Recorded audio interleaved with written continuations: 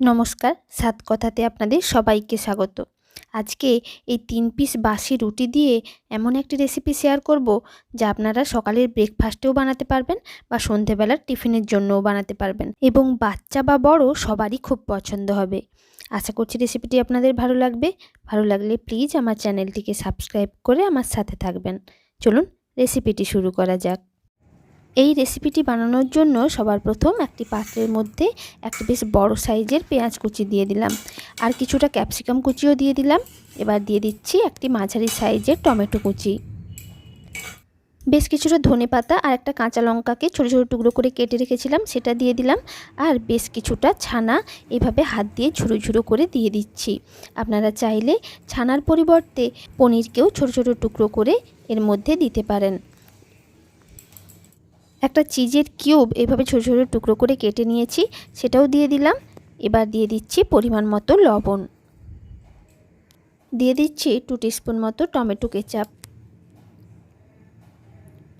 এবার সব কিছু একটি চামচ দিয়ে খুব ভালো করে মিক্স করে নিচ্ছি। আপনারা চাইলে বিট বা গাজরকেও কিন্তু ভালো করে গ্রেট করে বা ছোটো ছোটো টুকরো করে এই মিশ্রণের মধ্যে দিতে পারেন। চলুন এটা মিক্স করে নিয়েছি, এবার এই মিক্সচারটা সাইডে সরিয়ে দিচ্ছি। এবার একটি রুটির ওপর কিছুটা টমেটো কেচাপ নিয়ে রুটির অর্ধেক অংশে টমেটো কেচাপটা ভালো করে ছড়িয়ে দিচ্ছি। সম্পূর্ণটাই কিন্তু মাখাবেন না, অর্ধেক অংশে টমেটো কেচাপটা এইভাবে ভালো করে মাখিয়ে দিয়ে তার উপরে মিক্সচারটা এইভাবে ভালো করে ছড়িয়ে দিচ্ছি।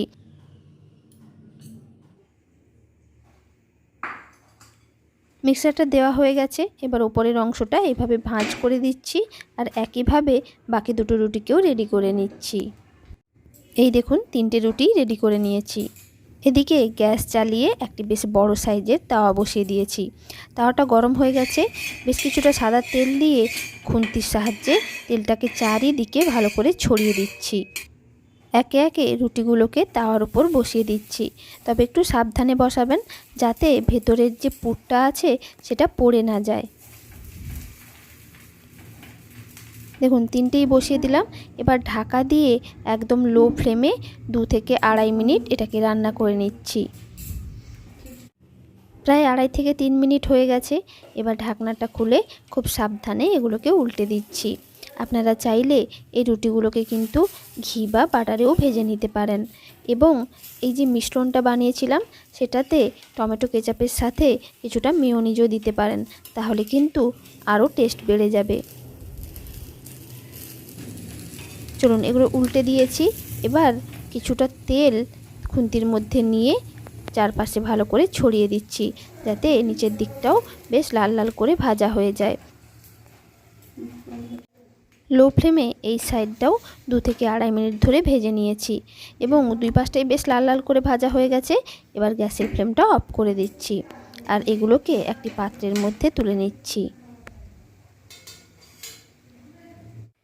বাসি রুটি দিয়ে এই রেসিপিটি সকালে ব্রেকফাস্টেও বানাতে পারেন বা সন্ধেবেলা গরম গরম চায়ের সাথে টিফিন হিসেবেও বানাতে পারেন। আর দেখুন ভেতরটা কি সুন্দর সেদ্ধ হয়ে গেছে।